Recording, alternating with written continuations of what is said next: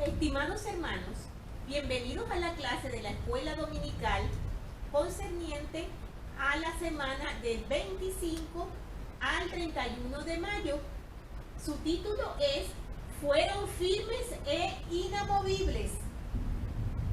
Los capítulos de Mosías número 29, con el cual ya finalizamos el libro de Mosías e iniciamos el libro de Alma, los primeros 4 capítulos. Quería iniciar esta clase, hermanos, con una reflexión para que hagan todos los que quieran hacerlo, por supuesto, a nivel muy personal y sincero.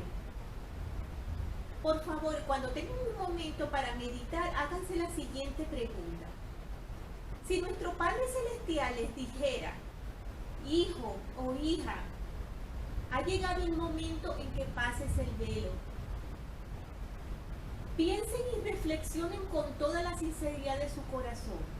¿Cuántas de las cosas que ustedes tienen ahora mismo en su vida, externas e internamente, van a poder llevarse cuando pasen al velo?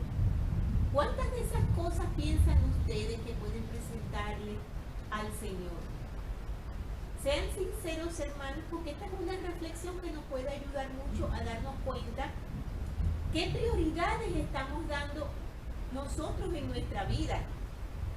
Sí, empezaremos a decir, el conocimiento me lo llevo, se llevan las buenas obras, pero yo tengo conocimiento, tengo buenas obras.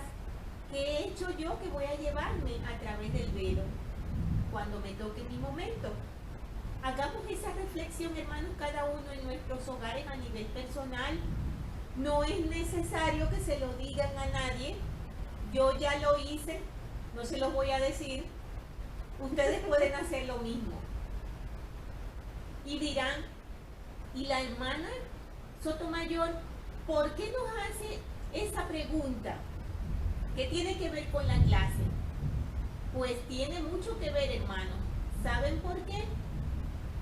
Porque lamentablemente una de las cosas que se repite comúnmente en el estudio que hemos realizado en las Escrituras acerca de los hechos que se han presentado en las distintas naciones que hemos estudiado desde el principio, desde el Antiguo Testamento, incluso hasta hoy en día, es el problema de la riqueza, es el problema del orgullo, de la vanidad, del deseo de tener un confort elevado en nuestras vidas, olvidándonos casi por completo de lo que es la parte espiritual. Por eso me refiero a esta pregunta, porque esto mismo le ha ocurrido al pueblo de Mosías, que hemos venido estudiando en los capítulos desde que comenzamos el libro de Mosías. Para que nos vamos centrando un poco en la clase, vamos a anclar un poco lo que vimos en la última clase con lo que vamos a ver ahora. Si se recuerdan, hablamos al finalizar acerca de lo que le ocurrió a Alma y a los 4 hijos del rey Mosías.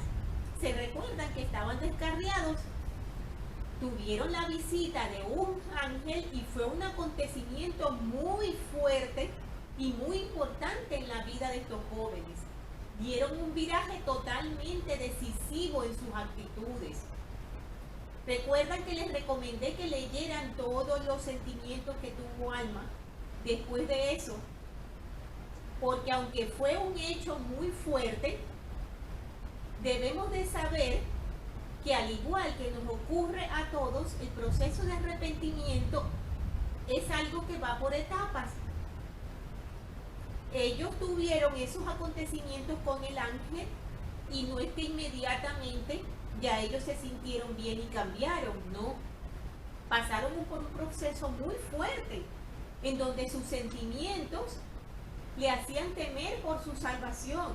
Se sentían mal por todas las veces que hicieron daño a las personas desviándolas espiritualmente. Era tan grande lo que sentían que empezaron a predicar por todas partes tratando de enmendar en todo lo que pudieran el daño que habían causado con sus engaños y sus manipulaciones en contra de la iglesia. Los 4 hijos del rey Mosías fueron hasta donde su padre y le pidieron que les permitiera ir a la tierra de Nefi, donde estaban sus hermanos los lamanitas, con el propósito de enseñarles el evangelio y procurar que ellos olvidaran ese odio encarnizado que tenían por los nefitas y que tal vez pudieran salvarse, ya que parte de todos esos sentimientos que tuvieron estos jóvenes tras la visita del ángel, además de temer por su propia salvación, ellos temían por la de todos sus hermanos, incluyendo los lamanitas.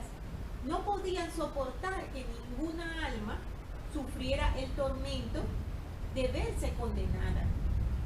Un cambio muy hermoso y muy importante que dieron estos jóvenes y que es de gran ejemplo. El rey Mosías, por supuesto, en un principio tuvo temor de dejarlos ir, eran sus hijos, pero oró al Señor y el Señor le dijo que les permitiera ir porque muchas personas iban a escucharle.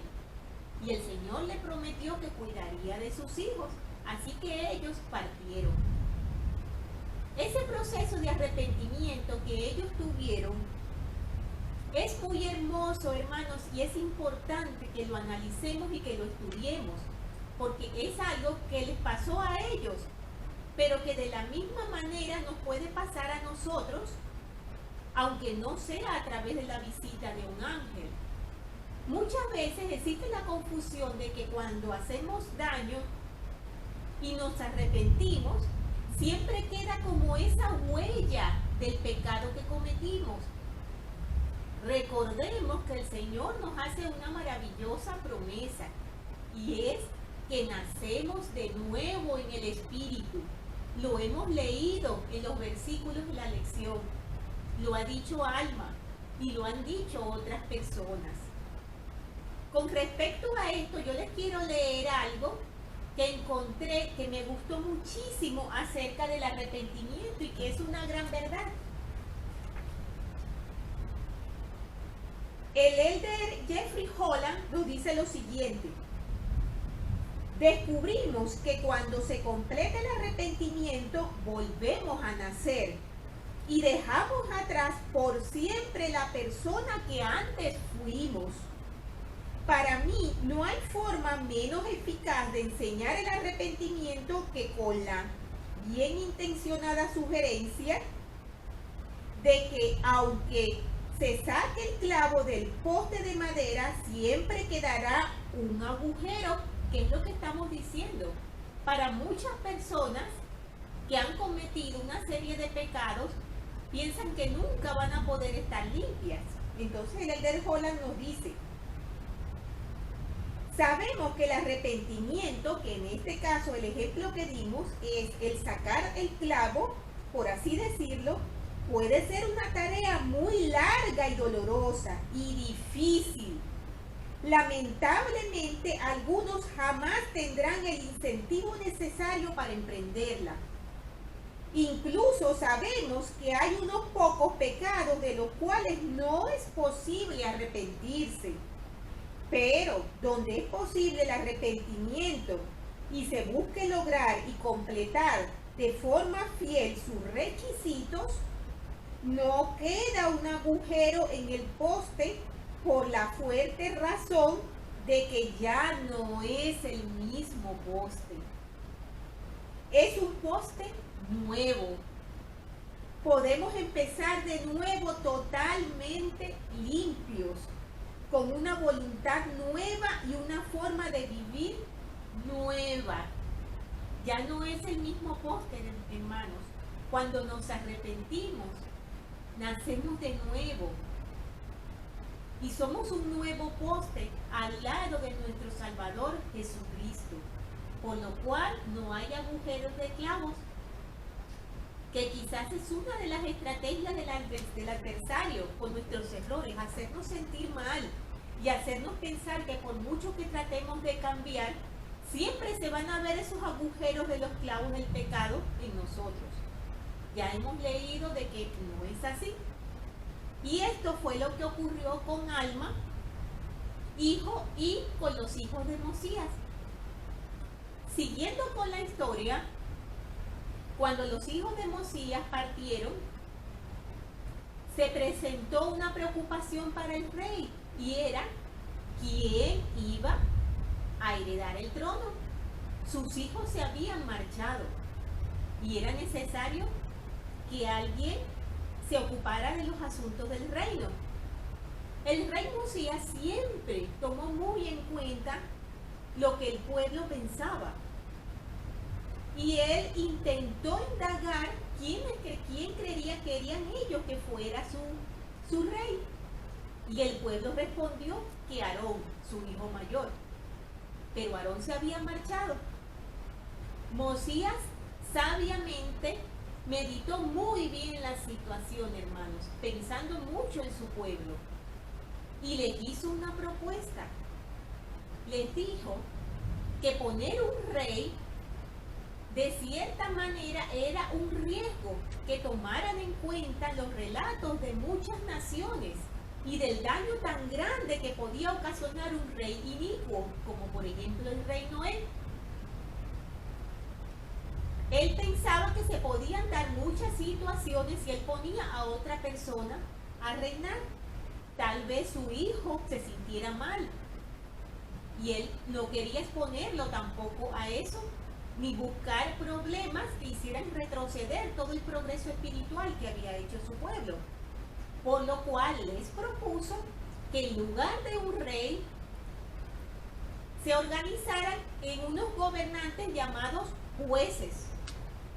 Iban a ser varios que iban a estar liderados por un juez principal o superior. Estos jueces iban a ser elegidos por el propio pueblo, y de esa manera trataban de asegurarse de que fueran hombres justos, hombres obedientes a los mandamientos de Dios. El rey Mosías le hizo saber al pueblo su idea, y ellos razonaron, meditaron y la aceptaron con muchísimo agrado. Por lo cual ya Mosías, teniendo resuelta esa parte de su preocupación, también tenía que resolver lo que concernía a las planchas que él tenía.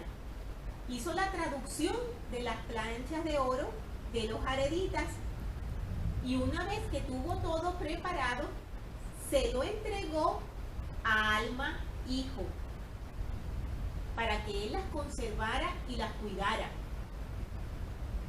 Luego, más adelante, cuando el rey Mosías murió, entonces comenzó, y también murió Alma padre, comenzó entonces el reino de los jueces en la tierra de Saraegla. Esta organización que hizo el rey Mosías fue tan importante, hermanos, que incluso empezó a contarse el tiempo a partir del reinado de los jueces y no a partir de la salida de ley de Jerusalén. Si se recuerdan, cuando muchas veces terminamos los capítulos, decimos, y han pasado, la última vez, si no recuerdo mal, habían pasado 509 años desde que ley salió a Jerusalén.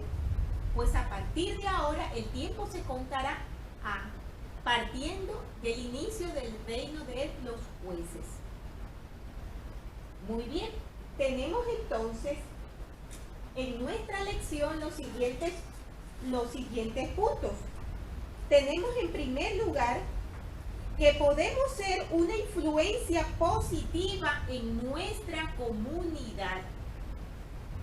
El rey Mosías dio mucha oportunidad a su pueblo para que opinara en los asuntos del reino.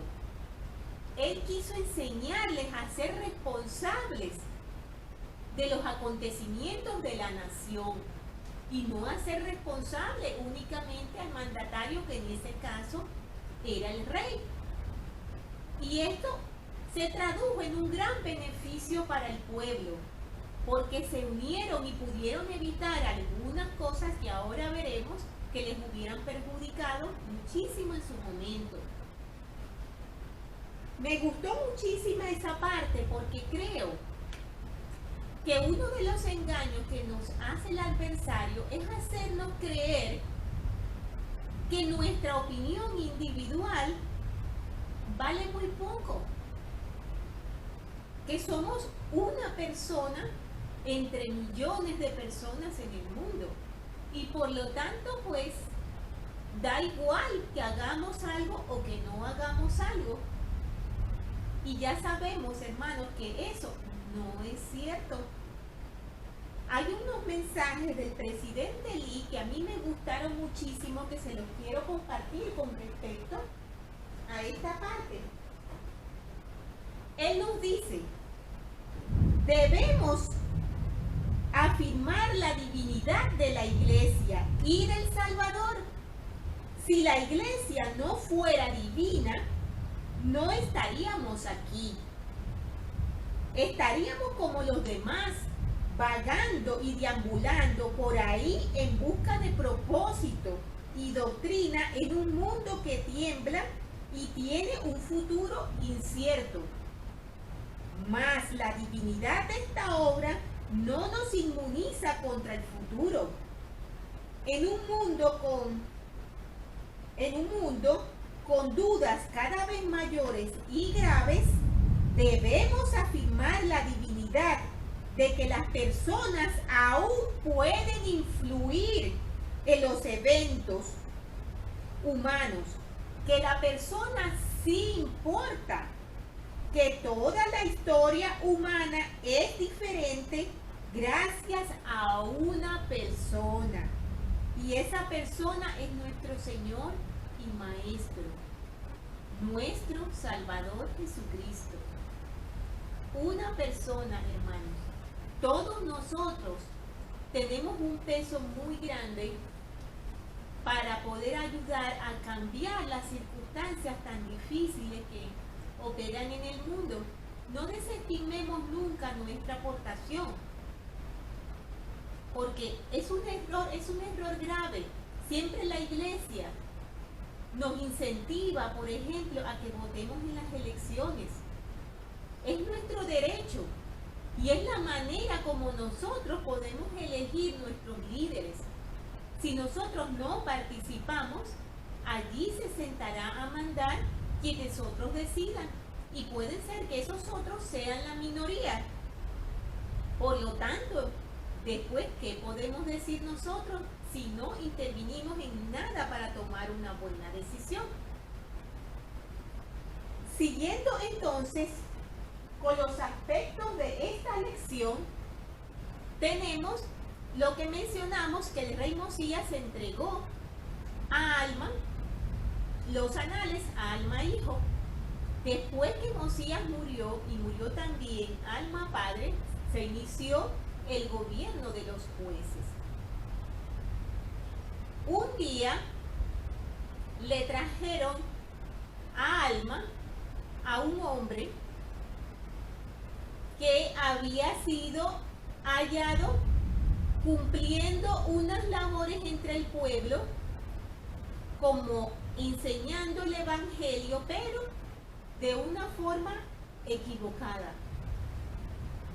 Ese hombre se llamaba Neor. Lo describen en las escrituras como un hombre muy fuerte. Este hombre generó muchísima confusión en el pueblo. Él enseñó doctrinas totalmente falsas. Pero a raíz de ese movimiento que hizo este hombre, del cual vamos a hablar enseguida, se dieron otra serie de sucesos. Porque también hubo un hombre que se llamaba, lo tenemos aquí, déjenme buscarlo un momento que leamos la escritura.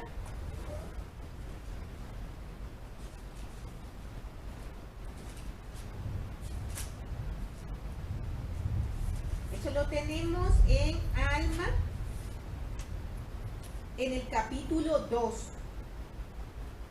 Tenemos que un hombre llamado Amlisi intentó engañar al pueblo, haciéndole pensar que podían hacerlo rey, que él era el hombre adecuado para liderar el pueblo. Engañó a varias personas, pero como el rey Mosías había establecido muy bien cómo iban a funcionar el gobierno de los jueces, para que este hombre pudiera reinar como él quería, era necesario que tuviera la aprobación de todo el pueblo, por lo cual se dirigió junto con sus seguidores, a buscar esa aprobación presentándola ante los jueces. Pero para su pesar, el pueblo no lo apoyó y la gran mayoría votó en contra de que él fuera rey. Lamentablemente, este hombre organizó un gran desastre en el pueblo del rey Mosías, que ya había fallecido, ya que aunque él aparentemente en ese momento era el líder, quedaron sus seguidores que lo siguieron apoyando, y esos pocos seguidores lo hicieron rey de esa parte de la población, y se generó una gran dificultad entre los del pueblo. Se enfrentó en contra de los de la Iglesia de Dios. Hubieron muchísimas muertes y terminaron uniéndose a un grupo de los lamanitas y yendo en contra de los nefitas de la Iglesia de Dios. Pero el Señor los ayudó grandemente. Yo les recomiendo que en el capítulo 2 lean con más detenimiento este relato, porque podemos aprender muchísimas cosas. Pero debemos decir que allí vemos lo acertada que fue la decisión que tomó el rey Mosías, sin lugar a dudas inspirada.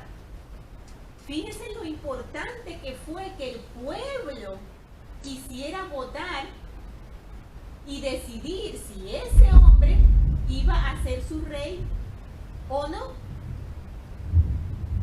Se generaron una serie de dificultades, es verdad, pero no llegó a ser el rey de toda la tierra de Saraenla, como él pretendía hacerlo. Muy bien, antes de este hombre mencionamos a un hombre llamado Neor. Habíamos comentado que eso fue aproximadamente en el primer año del reinado de los jueces. Se le apareció a Alma unas personas llevando con ellos a un hombre con textura fuerte, y ese hombre se llamaba Neor. Había sido acusado de superchería sacerdotal, además de haber asesinado a un hombre, y ese hombre era Gedeón. Si recuerdan, Gedeón era un hombre que se enfrentó al rey Noé. No estaba de acuerdo con las iniquidades y las cosas malas que hacía el rey Noé. Estuvo a punto de quitarle la vida. Antes hablamos de eso. No lo hizo a causa de que llegaron los lamanitas, pero este hombre fue muy correcto. Más adelante llegó a ser el capitán del ejército del rey Limbi. Y cuando volvieron a la tierra de Saraenla, también llegó a ser un maestro ordenado directamente por Alma para enseñar al pueblo. Gedeón era un hombre muy preparado en la palabra de Dios. Vamos a ver lo que ocurrió con este hombre Neor, que se lo habían llevado a Alma para que lo juzgara como juez superior, dado la gravedad de lo que él había hecho. Este hombre intentó defenderse con mucha agilidad y con mucha habilidad, hermanos. Recordemos que aunque el rey Mosías intentó por todos los medios que su pueblo perteneciera a la iglesia de Dios, habían algunos que no pertenecían.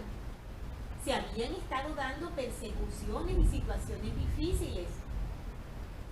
Entonces, cuando este hombre fue llevado a juicio, evidentemente no podían juzgarlo únicamente por estar en desacuerdo, pero sí por mentir, pero sí por asesinar.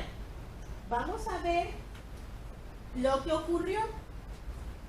Lo tenemos en el capítulo 1 de Alma. Vamos a leer algunos de los versículos.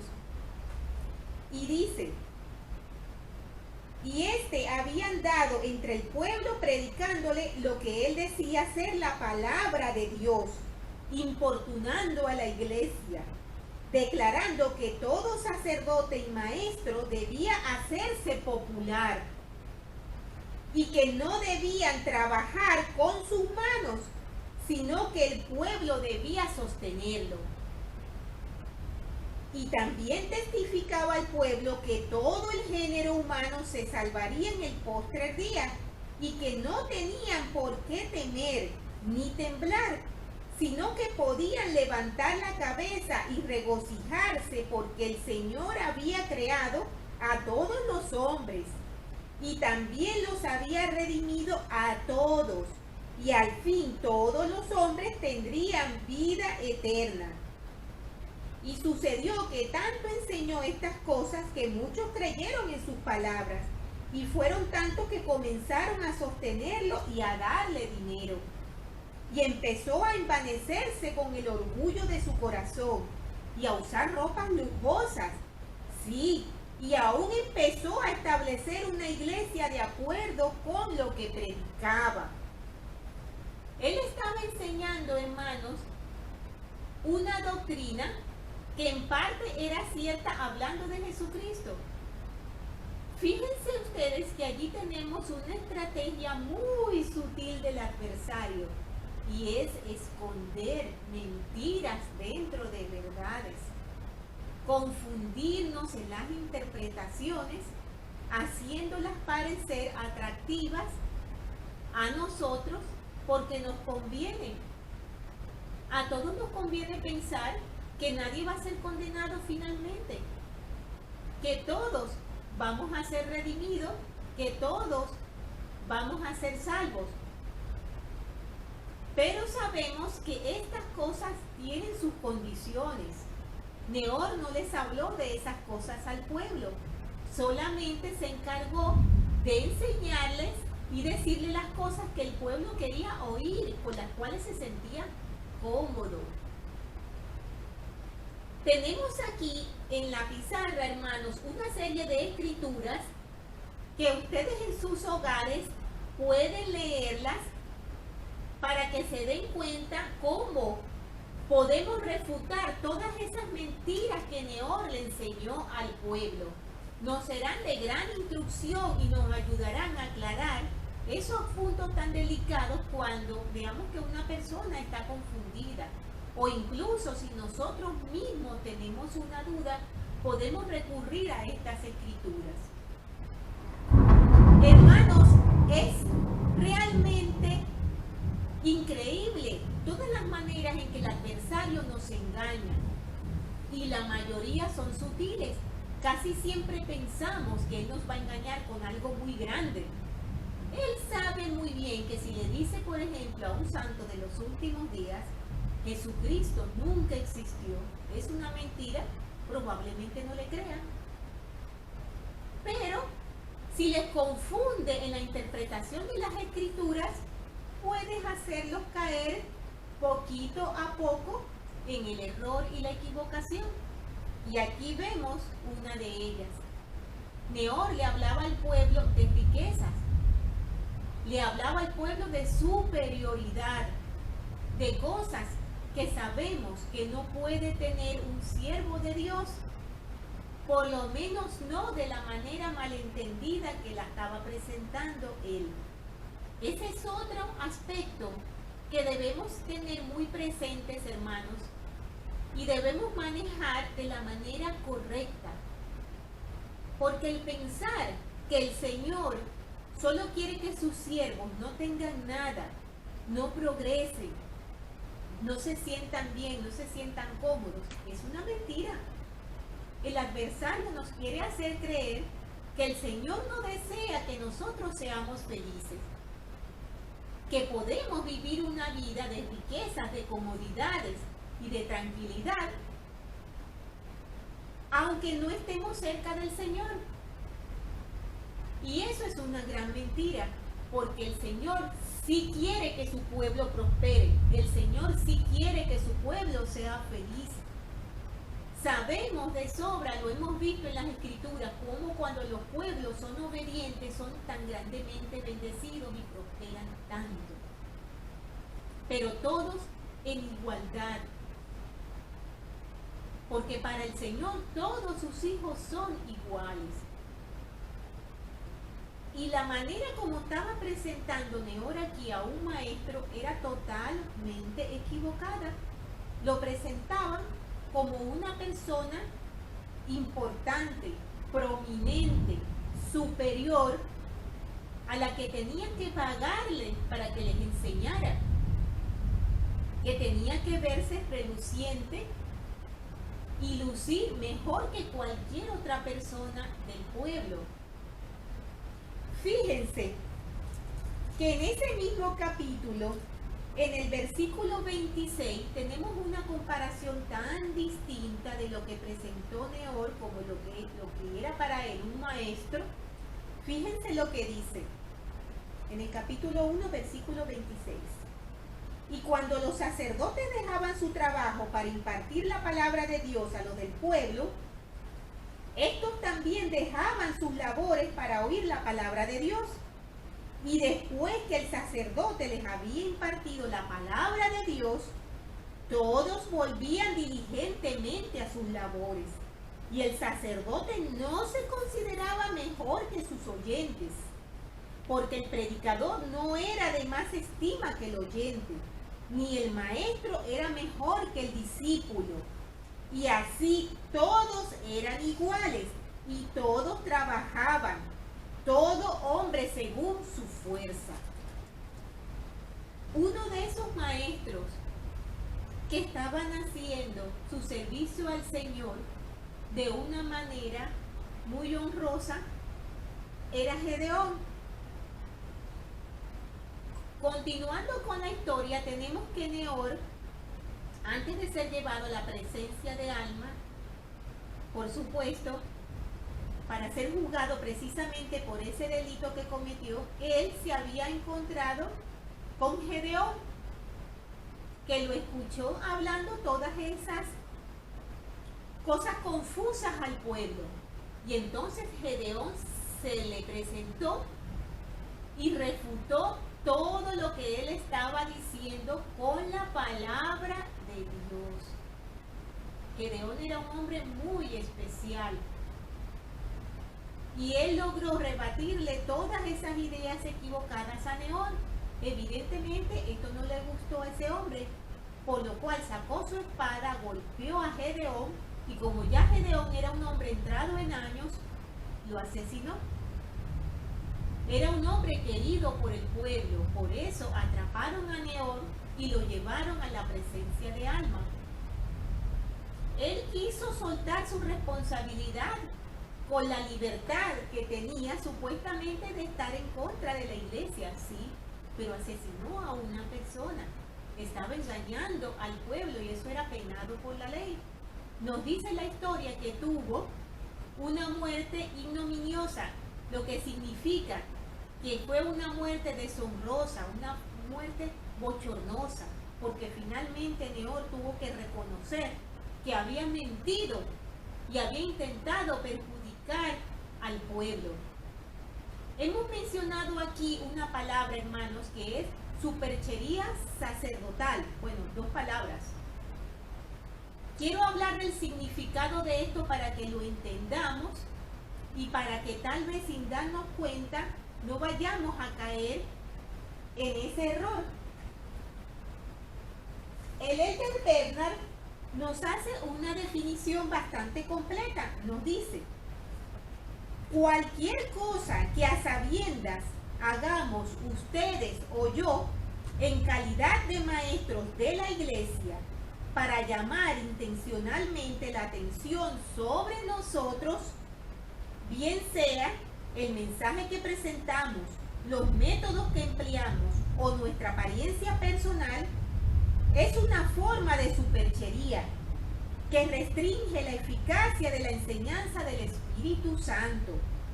La predicación por el Espíritu de verdad debe hacerse por el Espíritu de verdad, ¿o hay alguna otra manera? El Señor nos dice que si es de alguna otra manera, entonces no es de Dios. Lo tenemos en Doctrinas y Convenios 50, los versículos del 17 al 18. Siempre, hermanos, cuando enseñemos el Evangelio, debemos hacerlo con humildad. Debemos hacerlo con las verdades que nos han sido enseñadas a través de las Escrituras. Reconociendo en todo momento que el conocimiento y toda la sabiduría que estamos adquiriendo solo puede venir a nosotros a través de la bendición de nuestro Padre Celestial. Somos sus instrumentos, hermanos. Y el predicar el Evangelio, el enseñar el Evangelio, no nos hace a nosotros superiores a ninguna persona. Nos lo dicen las Escrituras. El maestro es igual que el discípulo y el discípulo es igual que el maestro. Debemos centrarnos en enseñar.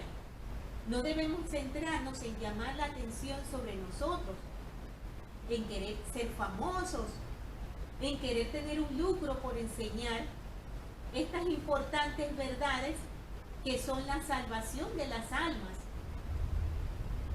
Caer en la superchería sacerdotal es algo bien grave, hermanos, porque no solamente nos desviamos nosotros mismos, sino que desviamos a otras personas, y eso el Padre Celestial lo castiga fuertemente, porque estamos siendo responsables de la perdición de otras personas. Es importante que estas cosas las tengamos en cuenta, hermanos. Siguiendo con lo que ocurrió, hablamos de Neor y hablamos de este otro hombre que le seguía y que trató de ser rey. Lamentablemente, aunque estas personas murieron, mencionamos que seguían teniendo seguidores. Y esos seguidores continuaron la labor de ellos, engañando a las personas y confundiéndolas. Entonces, en la lección nos dicen lo siguiente: el orgullo puede ocasionar que nos detengamos en nuestro progreso. Acerca de esto, en Alma 1, por ejemplo, tenemos lo que mencionamos que pasó con Neor.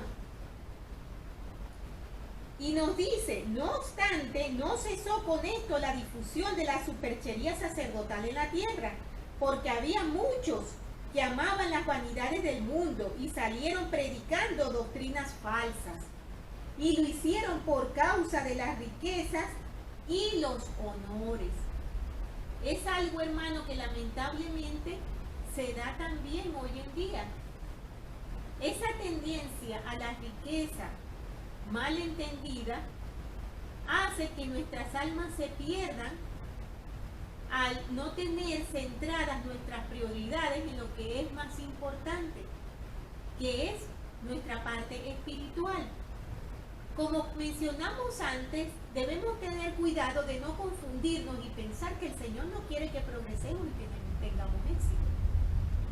Basta mencionar los ejemplos de nuestros líderes generales. ¿Acaso no es nuestro profeta un prestigioso médico que ha cosechado éxitos en su carrera, pero ha permanecido firme e inamovible en la obra del Señor?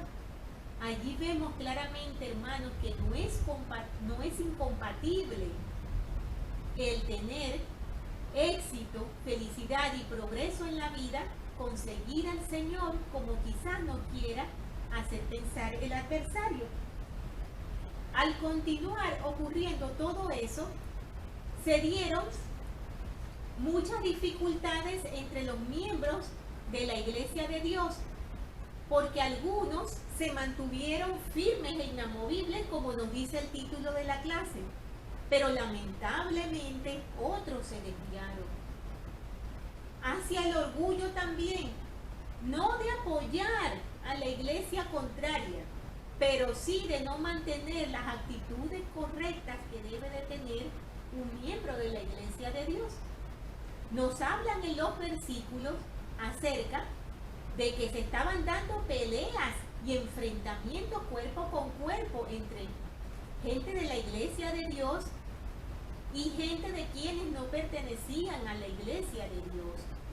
Y esto, por supuesto, además de generar dificultades, generaba algo que produce un efecto muy negativo en la conversión de las personas, y es el mal ejemplo, hermanos. Es algo en lo que debemos de estar muy pendientes y que está muy relacionado con lo que mencionamos antes, de pensar que nuestras actitudes individuales pueden no tener tanta importancia o tanta relevancia en las cosas generales del mundo. Les quiero leer una historia que contó el presidente Hinckley, muy triste, que ejemplifica perfectamente esto de dar el mal ejemplo a otras personas cuando pertenecemos a la iglesia de Dios.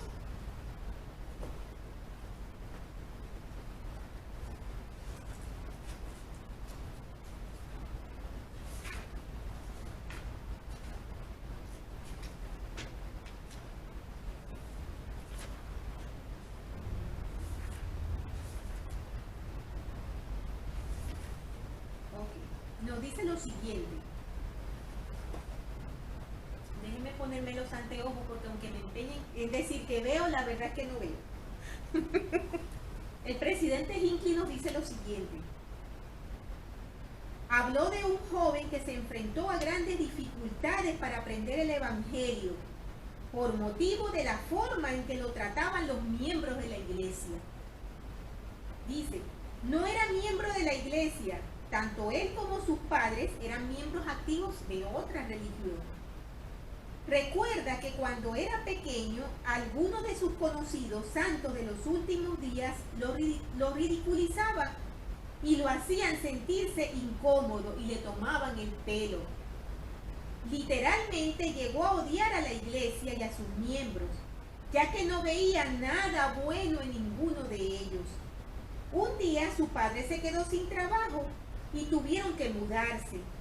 En ese nuevo hogar, el joven pudo inscribirse en la universidad a los 17 años. Y allí, por primera vez en su vida, sintió la calidez de los amigos. Uno de ellos era Richard, quien lo invitó a unirse al club del que él era presidente. El joven escribió, por primera vez en la vida, alguien deseaba ser mi compañía. Yo no sabía cómo reaccionar, pero por fortuna me uní. Fue un sentimiento maravilloso, el sentimiento de tener un amigo.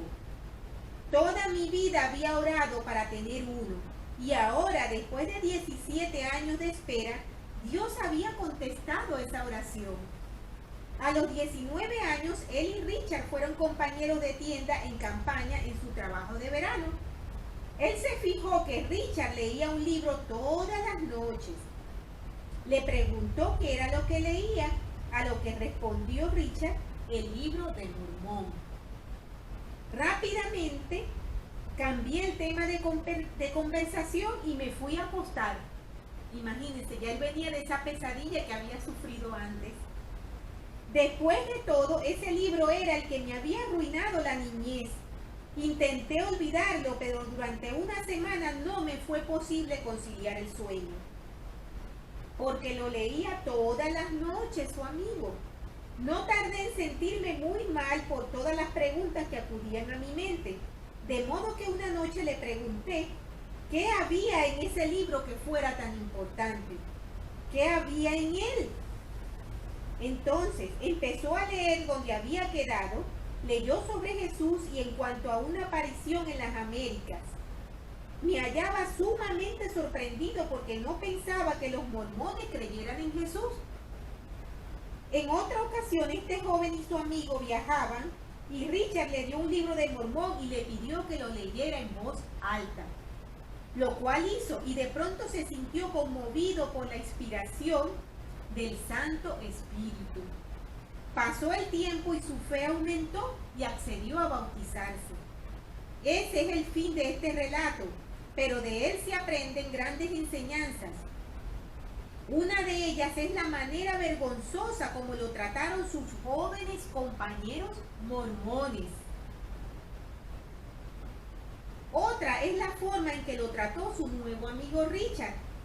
Fue una experiencia totalmente opuesta a la anterior y lo que lo llevó a su conversión y bautismo, pese a que parecía ser imposible. Fíjense, hermanos, en qué experiencia tan fuerte tuvo este joven. Y fueron miembros de la iglesia quienes lo hicieron sentir tan mal. Muchas veces no nos damos cuenta y en nuestro orgullo de tener conocimientos, lo que hemos repetido tantas veces, pensamos que somos superiores y que eso nos da el poder y el derecho de humillar a las otras personas, incluso denigrar sus creencias, lo cual es totalmente incorrecto. Y en ese momento nosotros nos convertimos en una piedra de tropiezo para que esas personas abracen la verdad del Evangelio. Fíjense ustedes qué grave en esa situación, hermano. Qué grave es dejarse llevar por el orgullo. Qué grave es tomar las actitudes equivocadas, como la superchería sacerdotal, como irnos hacia lo que son los bienes materiales y solo fijarnos en las riquezas y en el bienestar y olvidarnos que nosotros estamos aquí en un tiempo de probación, que necesitamos hacer las cosas que nos son requeridas también y que no son incompatibles con tener un bienestar aquí en nuestra vida mortal también. Continuando con la historia que veníamos mencionando, cuando Alma, que era el juez superior, vio todo lo que estaba pasando con el pueblo, que aunque estas personas que mencionamos habían muerto, continuaban los problemas con todos sus seguidores, cada vez era peor. Alma estaba muy atribulado y entonces él decidió hacer algo. Decidió no seguir sentado como juez superior. Buscó una persona que fuera obediente a los mandamientos y fuera un hombre justo. Encontró a un hombre llamado Nefías. Y Nefías se sentó como juez superior. Y Alma entonces conservó ser sumo sacerdote. Pero entonces se dedicó a predicar. Vio como esa la única manera que tenía de llegar al pueblo directamente y con un testimonio puro recordarles sus deberes y las cosas que debían hacer y aquellos errores que estaban cometiendo. Entonces, tenemos que al fin de recuperar a la gente, Alma sabía que la predicación de la palabra tenía gran propensión a impulsar a la gente a hacer lo que era justo. Sí, había surtido un efecto más potente en la mente del pueblo que la espada o cualquier otra cosa. Lo tenemos en Alma 31:5. El presidente Gordon B. Hinckley recalcó en la necesidad que tiene el mundo de escuchar testimonios puros. Recordarán que Alma renunció al asiento judicial al fin de disponer de tiempos y fuerzas para llevar a cabo una obra más importante. Por esa misma razón, el mundo necesita hoy el poder de un testimonio puro. Necesita el Evangelio de Jesucristo. Y si ha de llegar a oírlo, Es preciso que haya mensajeros que lo enseñen, sino de qué manera puede llegar a las personas. El elder Russell Ballard aconsejó a los santos de los últimos días dar un testimonio puro. En palabras sencillas, el testimonio, el verdadero testimonio nacido del Espíritu y confirmado por el Espíritu Santo, cambia vidas. Cambia su manera de pensar y lo que hacen. Cambia lo que dicen. Afecta toda prioridad y cada decisión que toman. La experiencia que he tenido por toda la iglesia me lleva a preocuparme de que demasiados testimonios de nuestros miembros se basan en decir estoy agradecido y amo y que muy pocos son capaces de decir con humilde pero sincera claridad, yo sé. Como resultado de ello, nuestras reuniones a veces carecen del fundamento espiritual, rico en testimonio que conmueve el alma y que surte un impacto significativo y positivo en la vida de las personas que lo escuchan. No desestimemos nunca, hermanos, el poder del testimonio. Alma nos dio un gran ejemplo. Él empezó a ocuparse de lo que era importante en ese momento.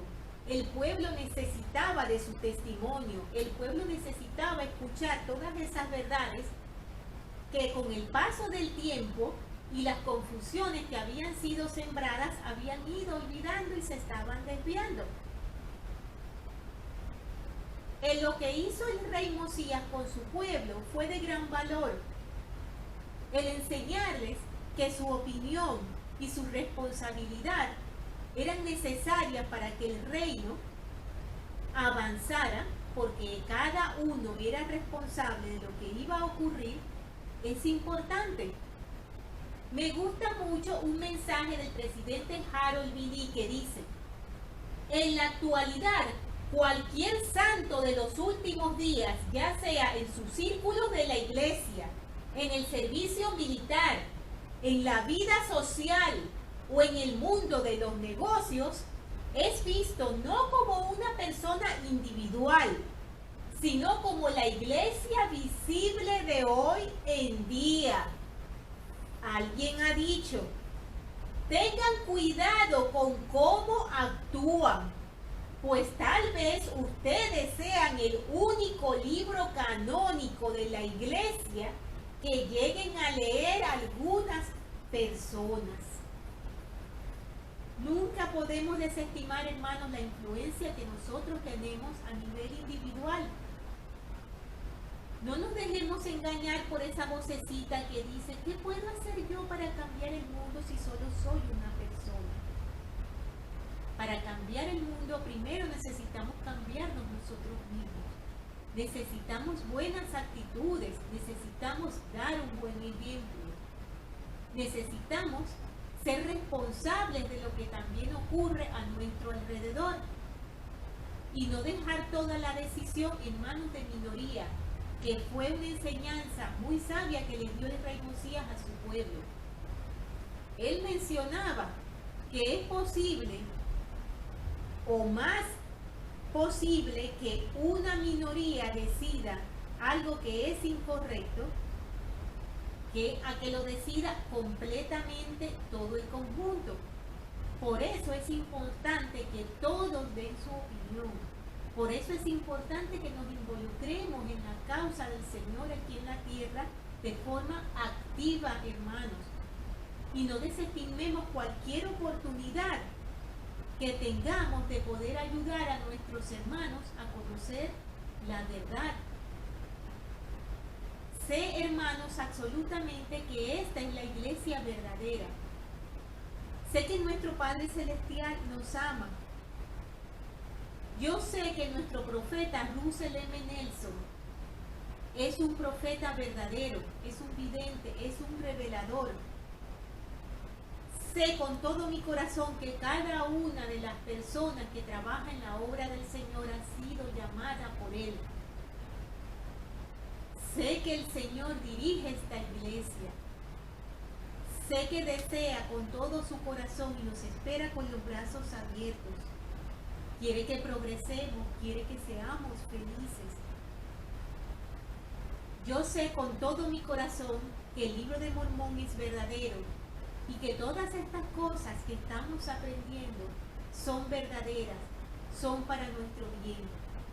Sé que si no tenemos conocimiento no vamos a poder progresar. Sé que si estamos asidos a la barra de hierro, vamos a poder defender esta hermosa causa de amor y de paz.